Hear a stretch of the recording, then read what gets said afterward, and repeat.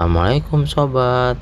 Hari ini kita lagi ikut seminar nih, penguatan fungsi pengawasan dalam tata kelola keuangan perguruan tinggi menuju PTNBH. Sobat, yuk kita ikuti videonya. Makasih. Yang kami hormati para wakil rektor, alhamdulillah lengkap WR1, Prof. Suyono, WR2-nya Prof. Ali, WR3, insya Allah sebentar lagi juga Prof. Abdul Subro, dan WR4 Prof. Dr. Bintoro, insya Allah. Para kepala lembaga lengkap juga Prof. Ucu dan Prof. Si, Direktur Masa Sarjana, alhamdulillah sudah sini. Padahal punya hajat di perkenalan mahasiswa baru, tapi beliau sangat concern dengan persoalan atau keuangan karena beliau orang ekonomi juga. Terima kasih Pak Direktur. Para dekan lengkap juga ini, ada dari FIK, dari FIS, dari DFT, dari FT, dari MIPA, mana lagi? Oh ya, dari Ibu di depan Bu Yupi, biar gampang dilihatnya gitu. Dari PS kayaknya diwakili. Para WD 2, tapi juga tidak hanya WD 2 ya, WD yang lain juga ada. Kemudian para pimpinan unit kerja, kepala badan, kepala biro, dan seluruh hadirin yang berbahagia. Mohon maaf tidak bisa saya sebutkan satu persatu. Alhamdulillah, puji syukur tentunya pada kita panjatkan dan Tuhan yang Maha Kuasa segala rahmat dan karunia-Nya, sehingga kita semua bisa hadir di acara ini dengan penuh semangat dan kondisi sehat walafiat. Tentu harapan kita seterusnya juga tetap sehat walafiat. Bapak Ibu narasumber, Bapak Ibu hadirin yang kami hormati, sengaja hari ini kita tidak hanya mengangkat seminar, tapi ada eksekutif brief. Kenapa demikian? Karena kami menganggap bahwa kita semua adalah sebagai pelaksana dalam penyelenggaraan perguruan tinggi. Kita diminta oleh pemerintah ada good university government. Dalam good university government tentu kita diharapkan menata kelola berbagai kegiatan universitas dan agama, termasuk dan yang terutama adalah dalam tata kelola keuangan. Itu harapan pemerintah dan harapan kami semua juga begitu di sini. Oleh karena itu semua unit kerja yang ada di UNJ kami undang semua dari berbagai level dengan harapan mendapatkan pengarahan yang tegas, tepat untuk bisa kita laksanakan. Oleh karena itu kami undang 3 narasumber dari DPR, dari BPK, dari kementerian, dan yang tepat adalah itulah mengapa kami mengundang 3 narasumber ini. Apalagi Bapak Ibu yang kami hormati, sebentar lagi kita menjadi PTNBH. Paradigma mindset pengelolaan universitas sebagai PTNBH itu berbeda dengan perguruan tinggi yang selama ini kita jalankan, BR2 atau di beberapa tempat PTNBH ini justru banyak masalahnya, banyak kisruhnya, banyak gaduhnya. Terakhir adalah di UNS. Ketika kami menyusun RPP, kemudian dibahas di dalam pembahasan antar kementerian, itu ternyata kemudian kita diminta jangan sampai nanti seperti PTNBH yang lain, khususnya disebut apa sebutannya, toko sebelah ya, Prof. Dedi masih jangan seperti toko sebelah. Oleh karena itu di pembahasan antar kementerian kemarin ditunda hanya sampai pasal 40, karena di pasal-pasal itu, pasal krusial, kita diminta pada nomor. Nah, saya berpikir produknya jangan kelamaan nih. Kalau kelamaan kita yang rugi. Akhirnya kami inisiatif hari Jumat yang lalu, ya berbeda ya, cuma Sabtu Minggu ya Pak Pak. Kita inisiatif untuk merumuskan supaya tidak seperti toko sebelah itu seperti apa. Kami undang tim hukum kami, lalu kami izin ke Biro Hukum, ke Bu Ine, lalu ke Kemenkumham Pak Robi, kemudian ke Setnek Bu Dian dan Pak Dedi. Setelah kami izin, kami undang beliau juga. Alhamdulillah sebagian besar hadir. dan kami merumuskan hal-hal yang krusial tersebut. Alhamdulillah Dirjen kami sekaligus melaporkan rumusannya sudah ada, dan rumusan yang kami tampilkan itu kemudian dihaluskan oleh Pak Dodi, dan itu yang akan menjadi pembeda dengan PTNBH yang lain. Dan nanti unsur yang sudah jadi duluan ini akan mengikuti kita. Ya, unsur sudah jadi RPP-nya, nanti akan mengikuti kita, dan kemungkinan PTNBH lain akan berubah mengikuti pola yang seperti di kita, terutama adalah pengaturan tentang wewenang MWA dan terkait dengan pemilihan rektor. Yang utama itu, jangan banyak-banyak. Kalau banyak-banyak pengaturan pengetatannya bukan PTNBH lagi, PTN Sastra biasa. Nah itu yang diingatkan oleh Pak Heri kemarin ya, jangan sampai PTNBH itu menjadi PTN biasa karena terlalu besarnya intervensi dan kewenangan pemerintah melalui menteri. Itu juga jangan sampai terjadi begitu. Nah kemarin kita sudah rumuskan di alat tengahnya, insya Allah itu menjadi yang terbaik. Nah Bapak Ibu yang kami hormati, ketika kita menjadi PTNBH, maka tata kelola keuangan kita akan berbeda. Bukan semata-mata kita mencari uang sebanyak-banyaknya, tapi ketika uang sudah ada, bagaimana mengelolanya, bagaimana menganggarkannya, bagaimana menggunakannya, bagaimana mempertanggungjawabannya supaya tidak menjadi fraud. Dari awal sampai akhir tidak ada fraud, tidak ada kecurangan-kecurangan. Ya. Itu yang kita harapkan. Nah oleh karena itulah, maka supaya pengawasan lebih efisien dan efektif, pengaturan sebelum pengawasan berjalan itu memang yang kita harapkan.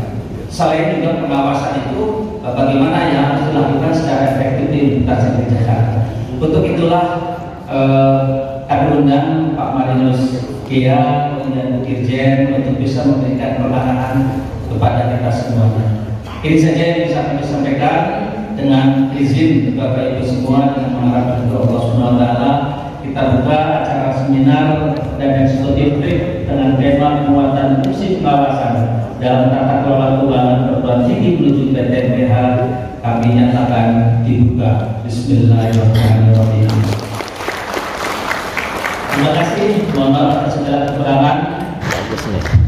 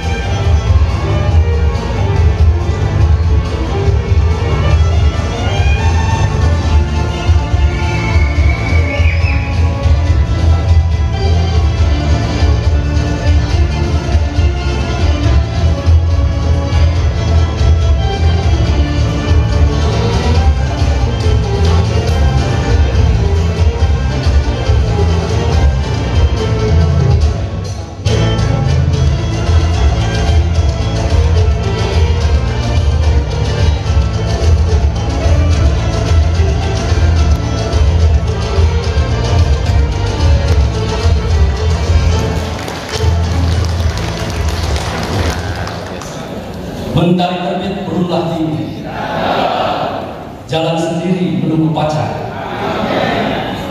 Assalamualaikum, selamat pagi. Semoga acara ini berjalan lancar. Saya dulu tak bagus untuk menyampaikan pantun ya. Baik. Mudah-mudahan pantun saya tidak salah karena mendadak dan saya tidak cerdas-cerdas baru bikin pantun. Mentari tenggelam saat petang, tenggelam perlahan di katulistiwa. Selamat datang para hadirin berbahagia dalam acara kekuatan pengawasan menuju PTNBH UNJ yang istimewa. Luar biasa.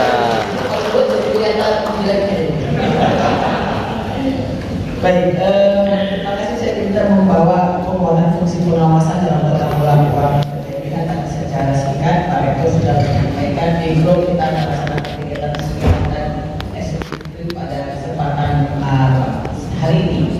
Bapak Ibu terima kasih. Tadi saya sudah ngomong sedikit tadi dengan Pak Mahfud sebagai wakil bersama Pak Rektor dan jajaran. Menjadi PTNBH adalah sesuatu hal yang memang langkah atau step setelah kita menjadi BLU ya Bapak Ibu. Satker murni menjadi satker BLU dan satker BLU menjadi satker PTNBH. Nah, apalagi Pak Menteri saat ini yang beliau dengan background beliau tentu saja kita pahami ingin semua berubah cepat. Sehingga bakal mempersilahkan yang satker murni langsung menjadi badan hukum.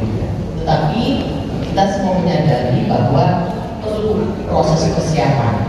Nah, memang proses persiapan itu adalah ketika kita menjadi BLU. Karena menjadi BK itu sama seperti anak yang seharusnya sudah dewasa. Yang kita harapkan lebih mandiri, Bapak Ibu ya. Jadi kadang kita umurnya sudah tua tapi belum dewasa. Ya. Nah, untuk itulah proses pendewasaan itu ada pada BLU. Jadi dia masa remaja menuju dewasa, Bapak Ibu ya. Dan tentu saja ini penting pematangan kita di BLU. Karena jangan sampai beberapa perubahan PTNBH dari satker menjadi satker menjadi BLU tapi rasanya masih satker kan. Sudah 5 tahun menjadi BLU kok rasanya masih satker. Ya. Karena kita tahu bahwa perubahan menjadi BLU juga perubahan yang cukup besar dari satker menjadi BLU. Ya, karena kita yang selama ini berpikir fungsi, maka kita harus berpikir kinerja, yaitu bisnis. Ya, sehingga ada pola perubahan dalam asuransi kita ya. Dari global basis menjadi cash basis. Itu adalah perubahan yang membutuhkan suatu perubahan mindset yang akhirnya dari sisi perilaku dan perubahan budaya. Nah, kalau pola budaya kita belum berubah ke arah yang tadi ya, kinerja di BLU, maka ketika kita ingin cepat menjadi BH, maka nanti begitu menjadi BH akan lama sekali. Jadi ada juga BH sudah 3 tahun, 5 tahun itu rasanya BLU. Jadi mereka masih mengatakan kayaknya kami masih belajar, kita sudah berjalan tahun keempat dan tahun kelima. Jadi mereka mengatakan mampu kepada saya mengapa saya tadi mengatakan demikian.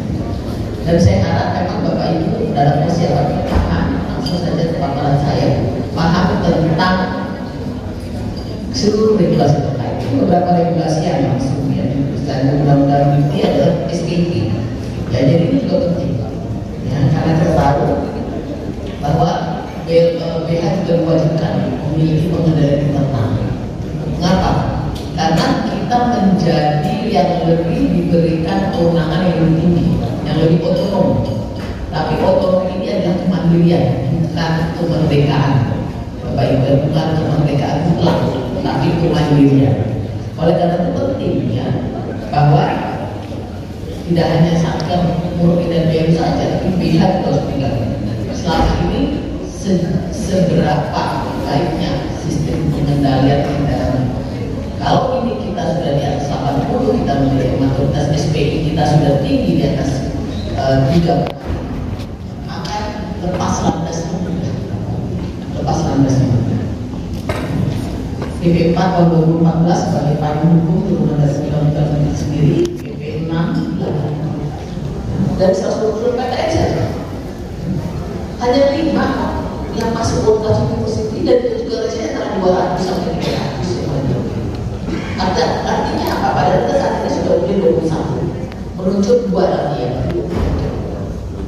Walaupun Pak Menteri itu sebenarnya mendorong itu, tapi dikti dengan aneh paling kecil itu kuat sekali melihat perkembangan. Karena saya juga sebagai dewas pada sempat Pak PTN, sekarang PTN, saya melihat apa iya ya PTN di mana saya siap untuk lepas. Sekarang penyerapan anggaran saya sampai bulan Agustus September masih 30%, ada yang 20%. Apa iya, Bapak Ibu? Apa iya kita akan siap melakukan inovasi pengawasan berdasarkan pasal 27 yang belum dilakukan, tapi bukan berarti tidak akan dilakukan, Bapak Ibu ya. Lanjut. Nah, inilah prinsip otonominya. Jadi ada prinsipnya, Bapak Ibu. Akuntabilitas, transparansi, nilai, penjaminan efisien dan efektif. Ini prinsip ini adalah pedoman pijakan kita. Artinya BH itu nggak merdeka. BH itu diikat dengan pedoman ini, tetap harus akuntabel, tetap harus transparan, dan tetap harus nirlaba. Jangan menjadi komersialisasi PTN. Terus kita kalau APK kita nanti untuk masuk ke S1-nya PTN tidak naik-naik karena tadi komersialisasi. Ya. Penjaminan itu otomatis karena tadi target kita menjadi masih di sini. Itu yang diharapkan Pak Menteri. Cepat-cepat jadi pilihan supaya cepat jadi masuk Fakultas University. Ya, efisien dan efektif. Ini sudah kita pelajari di BLU kan. Efisien, efektif dan produktif kali itu. Nah kalau di BLU kita belum di penghasilan itu ya berat kan menjadi kepala pejuang. Yang kedua adalah menghasilkan fintech yang bermanfaat bagi kemajuan masyarakat. Hanya belum bisa cukup di dalam artian pada masyarakat. Di sini dua kelompok besar satu tugas. Kalau kita melanggar salah satu prinsip, maka akan menjauhkan tujuan atau menghambat kita menjaga atau memperlama kita menjaga. Jadi kita selalu tujuan kita. Seorang kalau tujuan kita ingin tujuan kita tidak akan tersesat. Ya. Tapi kalau kita lupa tujuan kita, ya kita minimal muter-muter dan doang. Ya, lalu sudah sesat. Jadi kalau ada perbedaan pandangan, perbedaan pendapat, ingat tujuan kita. Carilah solusi demi mencapai tujuan. Ya, ada kolektor, ya, ada zakat. Saya juga bingung ketika ada zakat, dapat kolektor dan kasih gitu. Kayak lebaran harusnya gitu. Ini nama itunya apa? Maaf saya belum atas kepada, tapi Bapak Ibu bisa cek. Rincian pasal 11. Kan sumber dari masyarakat itu tadi biaya pendidikan, ya, UKT, IP apa namanya kita SPI gitu ya. Tapi ada infak, ada zakat, ada kolektor. Wah saya bilang hebat juga ya. Ya ada PTNBH sih zakat. Jadi kalau infak ya zakat itu dari yang muslim, ya kolektor untuk yang Katolik, dana kasih itu untuk yang apa namanya Buddha dan Kristen gitu ya. Yang itu apa saya lupa namanya, tapi itu sama setara juga. Jadi ini apa? Dan tujuannya cuma dari sekian 1, 2, 3, 4, 5, 6, 7 dan itu bisa dipecah lagi, masyarakat itu bisa dipecah lagi Bapak Ibu. Hibah, pinjaman, apa masalah banyak ya. Tujuannya cuma 2, insentif aja. Tujuannya cuma 2, insentif manfaat. Nah APBN yang 2 ini tujuannya 5. Ya Allah udah balik ini dewasanya di mana? Baik, saya hormati ya.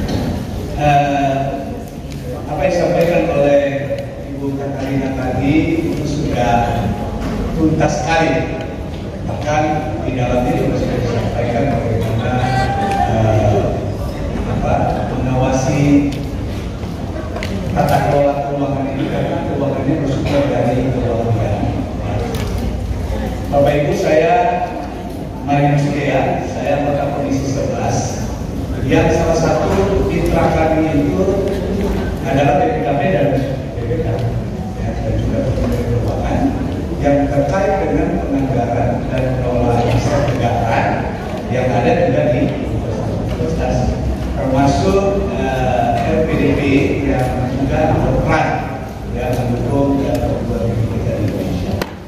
Jadi ketika saya diminta untuk hadir, saya mengatakan saya mau melihat ini, ya, karena saya sampaikan sama Pak Rektor, Prof. Malini, saya katakan bahwa ini lebih tepatnya sebenarnya Komisi 10, gitu ya, tapi karena sisi tata kelola keuangannya, lalu ada Ketua BPK yang tadinya hadir di sini yang bisa memberikan informasi penting dalam rangka pengawasan PT LBH ini, khususnya di bidang laporan keuangannya. Di mana-mana memang Bapak Ibu sekalian, yang jadi sumber konflik dalam setiap instansi lembaga itu selalu urusan uang, ya, urusan uang. Mau menjabat, mau punya keinginan untuk punya jabatan di satu instansi, itu juga terkait dengan urusan uang, ya. Karena ada keinginan untuk mendapatkan lebih. Jadi pernyataan kami bahwa menjadi PT LBH itu kok sepertinya sulit sekali. Sebenarnya juga tidak sulit kalau semua individu-individu yang ada di dalam, ya, di dalam lingkungan pengelolaan PT LBH ini benar-benar menjalani tugas pokoknya sesuai dengan aturan yang berlaku dan tanpa dibebani oleh, ya, oleh berbagai macam yang membebani intrik politik, kepentingan pribadi, kepentingan kelompok, semua ditujukan untuk kepentingan kemajuan perguruan tinggi. Saya kira tidak akan susah jika itu yang terjadi. Tapi ya tidak bisa dipungkiri memang bahwa karakter kita sebagai manusia ini kan ada saja, ya, yang ingin juga menguasai. Karena memang kita diciptakan oleh Yang Maha Kuasa itu menganugerahi kepada kita berbagai sisi perasaan menguasai, keinginan menguasai. Sehingga inilah yang terbawa dalam setiap aktivitas kita, Bapak Ibu. Pastilah UMC sudah berjalan dalam KPRU sudah wajib, ya. Pajak PPh 21, pajak penghasilan berlaku seperti diatur dalam undang PPh, sama seperti lembaga lain. Progresif, tarifnya progresif sampai 35% di undang-undang APBD yang baru, harmonisasi peraturan perpajakan. Biasanya otomatis dipotong oleh pemerintah, sehingga tidak terlalu susah. Tetapi wajib laporkan, wajib, karena wajib dilaporkan nanti dalam laporan SPT PPH. Lalu kemudian demikian juga dengan SPT masa PPh 21. Lalu kemudian kalau non APBN, ada sumber dana dari non APBN tadi kan? Ada dari BNPB, kemudian dibiayakan. Dari BNPB ini membutuhkan laporan yang benar-benar diakui. Diakui. Apalagi dengan teknologi digital sekarang, Bapak Ibu, ya. Hati-hati nih, karena dulu sebelum saya menjadi anggota DPR, saya itu konsultan pajak, Bapak Ibu. Jadi kalau dulu pakai manual, ya kan? Biasanya kalau uang sudah masuk di rekening kita kan, kita sudah anggap itu sudah selesai, itu sudah punya hak kita kan, gitu ya. Nah, karena tidak ada digitalisasi sekarang, Bapak Ibu, sudah bisa diakses oleh perpajakan juga rekening bank Bapak Ibu. Jadi bukan hanya pelaporan dari instansi yang berbeda, yang sumber pendapatan dari Bapak Ibu, juga termasuk berapa jumlah uang yang ada. Sekali lagi, Bapak sekalian, luar biasa nih. Ada sekali ya. Iya.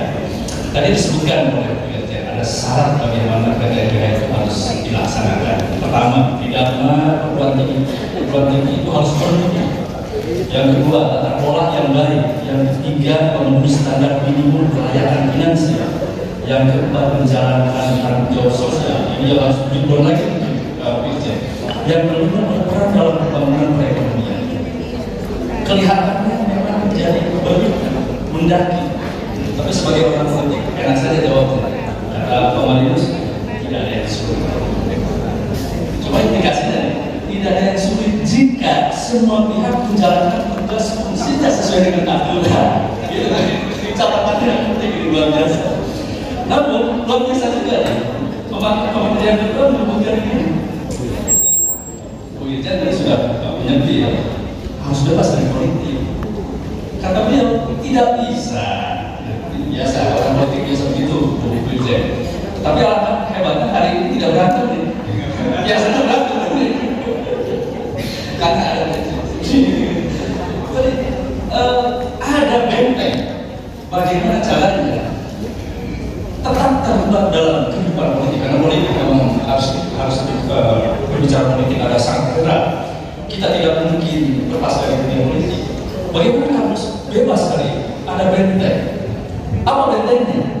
Bagaimana penempatan SDM yang tepat? Ini menarik buat kita. Paham bisnis? Karena tetap mau tidak mau ada bisnis di dalam PTNBH. Paham manajemen, paham akuntansi, paham akuntan. Benteng tersebut bisa meredam pengaruh politik praktis. Betul ya?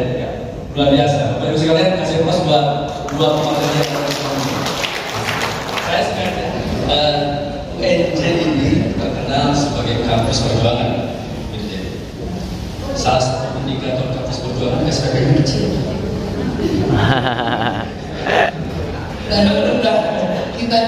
Dibandingkan dulu dari mana nih? Soalnya saya dengar yang lain juga dari lebih bagus. Kita harus bisa membandingkan dengan fair. Iya kan? Antar fakultas di wilayah yang sama, gitu kan? Dengan syarat prasarana yang sama. Yang diberikan sudah diberikan oleh negara begini. Nah, kita harus fair juga menilainya. Ada bagi mereka jangan sampai itu kita menjadi belu, tadinya nggak bayar udah dibayar, ya kan?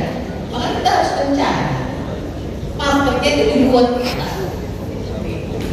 Tadi bicara gedung, ketika disewakan untuk orang lain, ya, maka ketika itu disewakan oleh kita tapi untuk kepentingan pribadi kita, misalnya untuk pernikahan, untuk hajatan, ya itu mereka berharap pasti dari sini. Tapi ketika disewakan oleh orang lain saat itu tidak ada diskon oleh belajar. Nah, jadi jangan disamakan kita yang di dalam sampai di luar. Ya, mungkin itu harapannya. Makanya kita harus berpikir keluar, bukannya kita mencari pasar di dalam kita sendiri. Jadi harapan kami menjadi BU, jadi ada bagaimana kita keluar dari kampus dan tidak di dalam sendiri. Ya, bahkan saya bilang masa juga berbeda. Ya, kan kalau di Jakarta kita bisa beli di Bali, dan di Bali. Ya, jadi jangan selalu berpikir, ya itu bersama-sama demikian juga saya. Bagaimana soalnya kita ini akan gabung usaha apa? Jadi bagaimana apa? Dia bilang jangan berpikir hanya di sini, Pak. Hasil penelitian itu dimanfaatkan di daerah lain.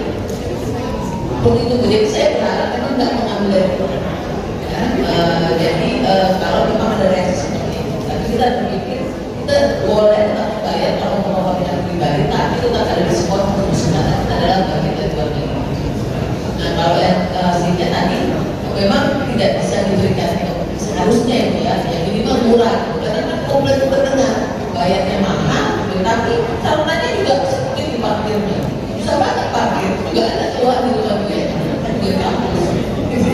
Jadi bayarnya mahal gimana, tapi susah untuk jalan jauh. Jadi hal-hal seperti itu, jadi memang kita bercakap sekali lagi tidak mengambil dari keluarga kampus, tapi di luar kampus. Kita kerjasama dengan dunia usaha dunia.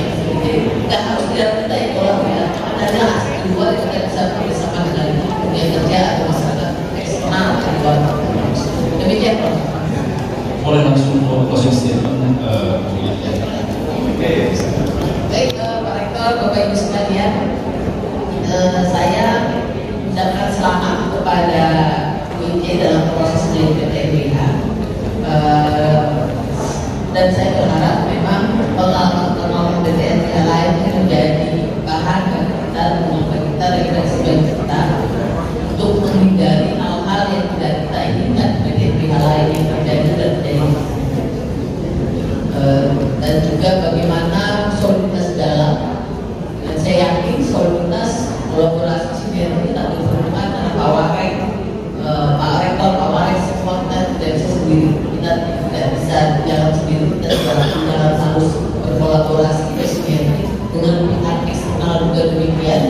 Oleh karena itu, saya pegang prinsip dan asasnya ya, sebagai roh dan fondasi kita dalam menjalankan PTPH. Insya Allah kita pegang hal-hal yang tidak kita inginkan tidak terjadi dan kita bisa mempercepat pencapaian tujuan penyelenggaraan PTPH. Terima kasih selamat menonton.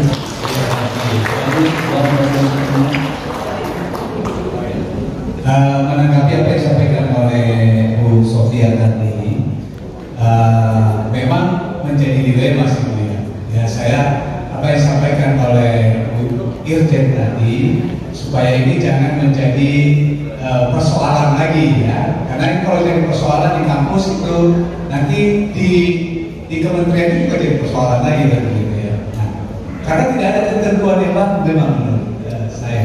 Tapi kalau sudah PTNBH memang tidak bisa dipungkiri bahwa wajib memikirkan potensi-potensi yang bisa mendukung kemandirian dana, ya, gitu ya. Nah, sebenarnya apa yang disampaikan oleh Ibu tadi soal parkir, soal gedung, penyewaan, ya, kemudian juga kios, gitu ya, itu bisa menjadi bagian dari pendapatan dan itu bisa dikreatifkan untuk bisa menjadi income tanpa mengganggu urusan sosialnya tadi. Nah, yang paling mudah, karena saya kan kalau urusan bisnis begini kan kita harus kreatif untuk memikirkan supaya jangan bersinggung juga orang dan yang paling mudah itu ada yang kita tarik dari misalnya mahasiswa, tapi ada yang kita berikan. Kan begitu. Ini pasti tidak akan tunggal. Ya kan begitu. Ada kenyamanan yang kita berikan. Contoh misalnya, kalau kamu bawa kendaraan, kamu akan dikenakan parkir 5.000 per hari. Oleh karena itu, jangan bawa kendaraan. Bagaimana caranya? Saya sediakan transportasi supaya jangan bawa kendaraan di situ. Kan begitu ya? Kenapa dilarang bawa kendaraan? Supaya tidak makin banyak polusi. Kan sebagai kampus begitu. Kan ini tadi yang disampaikan oleh Dirjen kan harus kreatif juga. Gimana caranya untuk membuat semua bisa menerima? Karena tanggung jawab Ibu sebagai PTNBH ini harus memaksimalkan seluruh potensi-potensi. Ya, nanti kalau punya uang lagi, mau beli tanah lagi, ya tadi Ibu Bu Irjen mengatakan jangan beli di dalam kampus, beli di luar selain pengembangan. Boleh. Misalnya sekarang sedang marak-maraknya urusan karbon, beli aja hutan di Kalimantan gitu ya sebagai delik dari UNJ. Nah, itu jual sertifikatnya. Jadi itu jadi income juga gitu kan. Artinya pola bisnisnya terus dikembangkan. Ya, itulah kenapa tadi saya katakan memang yang penempatan sumber daya manusianya sudah harus keluar dari kebiasaan kita sebagai PTN. Tidak lagi hanya melakukan bisnis as usual, tapi harus ada inovasi. Apalagi dengan kemajuan teknologi yang terus berkembang ini, tidak bisa nanti akan kita bertahan dengan posisi sekarang. Jadi kalau saya kata ini apa namanya kata-kata dari saya. Jadi saya sering baca begini. Dan kenapa dinosaurus itu punah? Ya kan? Karena tidak bisa menyesuaikan diri. Kalau kecoa itu terus hidup karena dia selalu berada di bawah perkembangan zaman itu, jadi dia terus ada hidup. Bisa nggak menjadi PTNBH itu menarik kreativitas itu sesuaikan dengan zamannya, tapi tidak melanggar aturan main yang sudah ditetapkan, gitu. Nah ini kan perlu kreativitas. Nah, ini kalau Menteri Pendidikan kita kan ya terus berinovasi sampai dia memberikan keleluasaan. Adalah saya mau mengurangi kewenangan saya tidak mau lagi mengontrol kalian, pokoknya kalian bikin tapi aturan mainnya begini ya. itu sebenarnya mengurangi kewenangan dia. Oh, seorang menteri loh, berani loh. Pak, kalau seorang menteri di bawah kekuasaannya semua universitas ini semua harus lewat dia kan? Luar biasa. Tapi ini adalah bagian inovasi yang harus kita harus mau tidak mau harus mengikuti. Saya kira itu ya dari saya ya. Saya akhiri acara hari ini. Terima kasih, semoga acara berkesan. Dicampur pula dengan sekali. Cukup sekian pertemuan kali ini. Semoga bisa bertemu lagi. Hadirin sekalian, bilang saya bersama wabarakatuh. Waalaikumsalam. Terima kasih sobat telah menonton video ini sampai selesai. Mohon dukungannya ya dengan like, komen, dan subscribe. Terima kasih.